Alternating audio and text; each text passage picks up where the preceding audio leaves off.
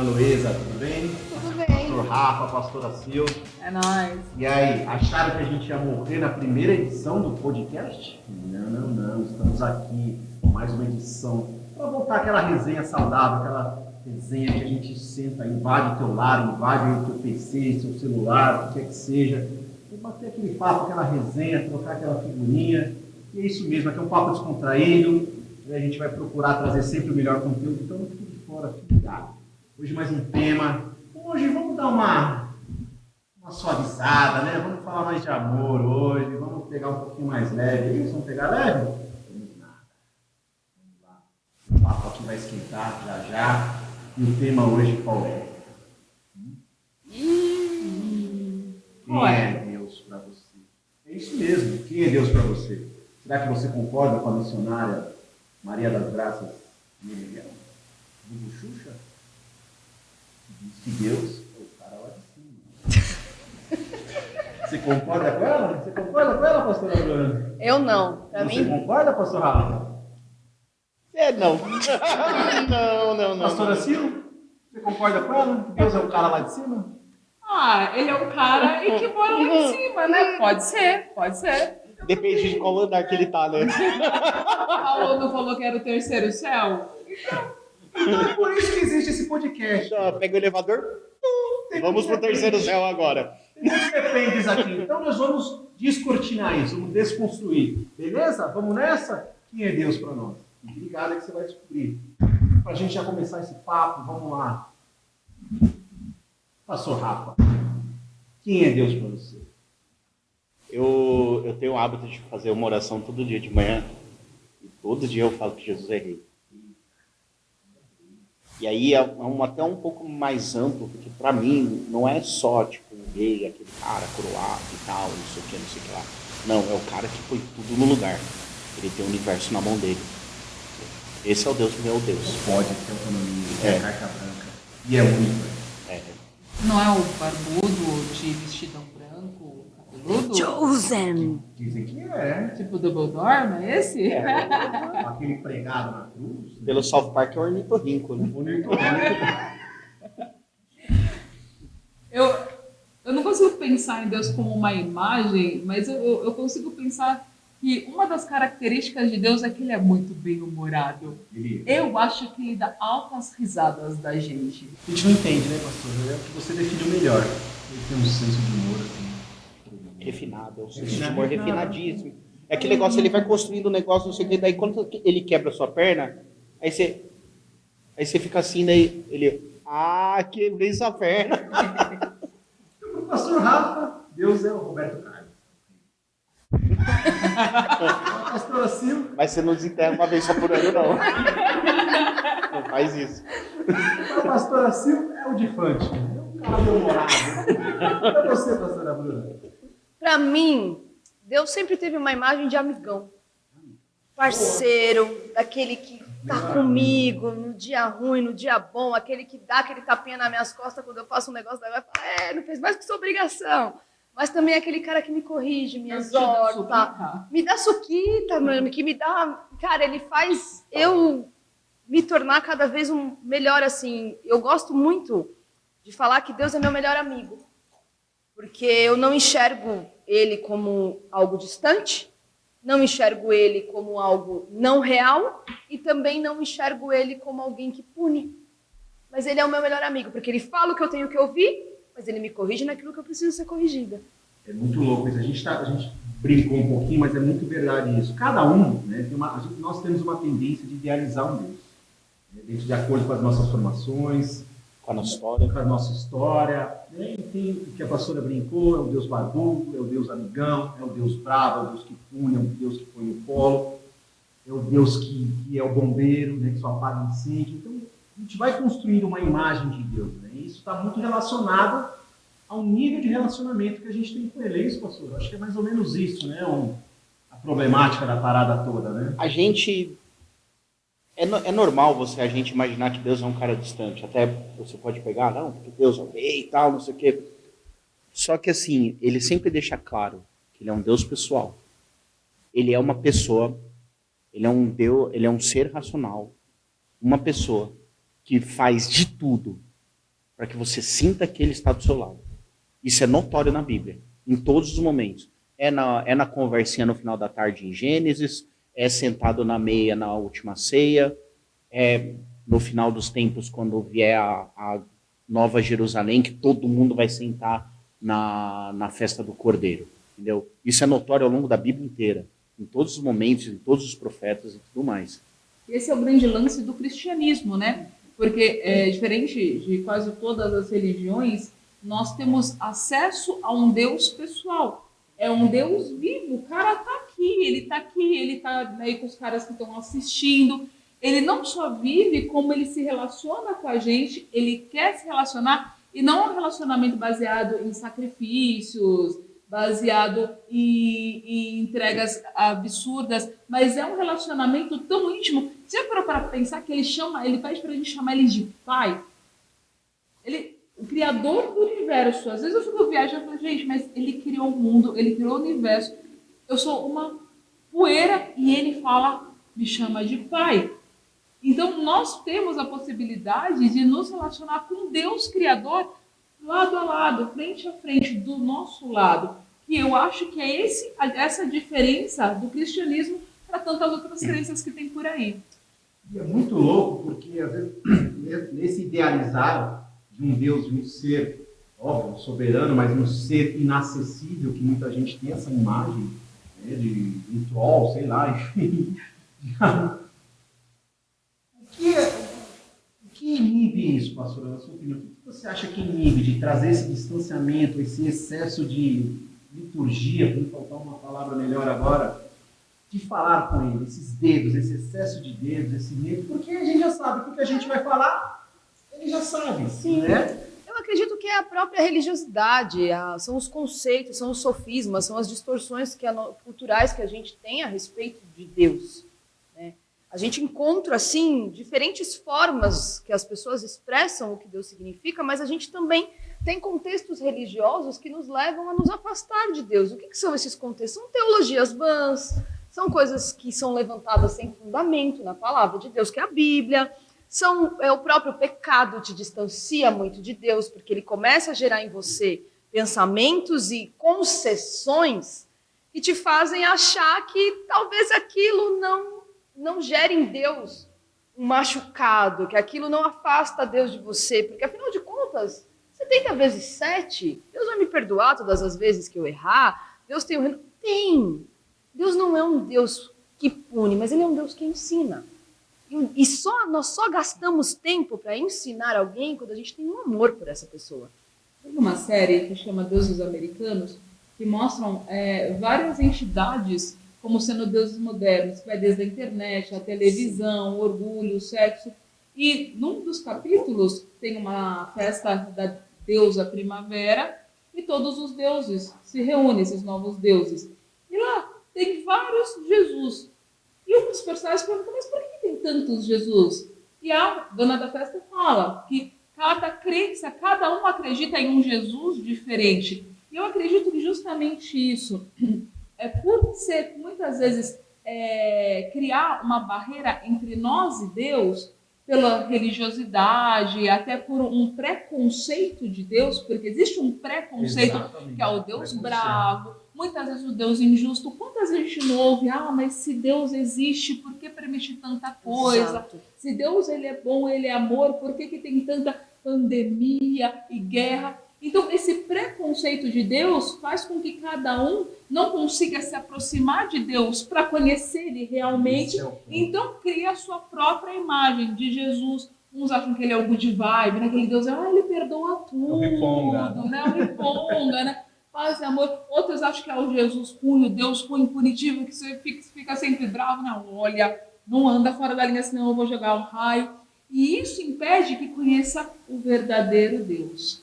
Isso é muito verdade, porque a gente vive num ambiente onde muitas coisas cooperam para que você transgrida princípios e valores que te levam a um relacionamento com Deus. Você, por exemplo, a gente acha que 5 minutos de oração são suficientes, igual a gente às vezes brinca, né, e fala assim, que acorda de manhã e fala, Espírito Santo vai fazer parte do meu dia, Deus te abençoe, tu sabes, amém. Pô, Jesus perdoa os meus Mas, pô, pecados. tem gente que nem isso faz, mas tudo bem. Perdoa os meus pecados, perdoa o diabo. assim, Eu aqui, tava conversando com o pastor antes, cara, tem gente que realmente acha que é só vir na igreja de domingo. Entendeu? Acho que é tipo assim, uma vida com Deus é um passe no final de semana. E, não, Deus quer, cara, Deus ele quer fazer parte do seu dia. Ele quer pensar junto com você o que você está tendo na tua cabeça com relação ao seu trabalho, aos seus estudos, às suas dificuldades. Ele quer fazer parte da tua vida. Tem muitos cristãos que transformam o relacionamento com Deus em religião, exato. que se assemelha com atitudes pagãs. Veja Jó. A gente acha que Jó ele era um exímio servo de Deus, um exemplo de crente no começo. Jó criou uma religião. Porque Jó, ele se relacionava com Deus através de rituais, não era o Deus dele, era o Deus da terra, era o Deus da região, era o Deus que ele tinha ouvido falar. Então Jó, ele transforma o relacionamento dele com Deus em uma religião. E muitas vezes é isso que a gente faz, porque eu não consigo conhecer a Deus, eu crio rituais que me levam a uma ideia de Deus. E aí, como Jó, a gente tem a nossa expectativa frustrada, aí a gente fica jogando na cara de Deus por que eu tô errado, e fica pedindo, não, Deus desce aqui e fala por que eu tô errado. Aí quando Deus vem e fala, não, pera um pouco, você tava quando eu criei o céu, o mar e os negócios todos?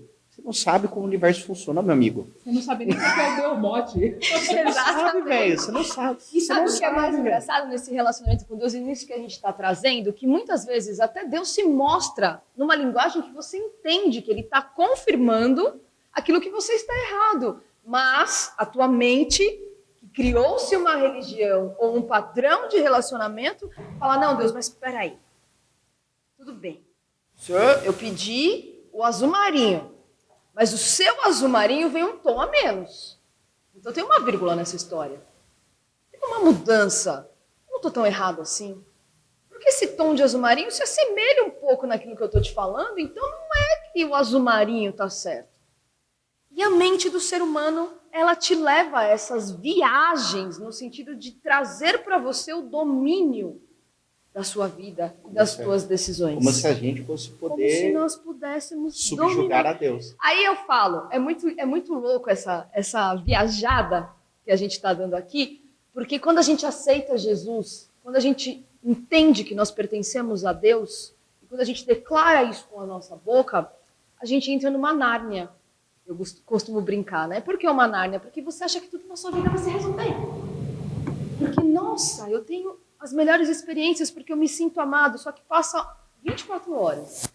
A tua vida continua a mesma. A diferença é que você passa a ter algo e alguém que você chama para fazer parte do seu dia e que junto a você vai conduzir as tuas tomadas de decisões, o seu caminho. Você ganha um aliado no teu dia a dia que vai estar ao seu lado. Isso é uma coisa interessante, porque muitas pessoas acham que entregar a vida para Jesus é você, e até a Bíblia fala, você ser escravo e tal, e não sei o que, sou escravo do evangelho, Paulo fala e tal.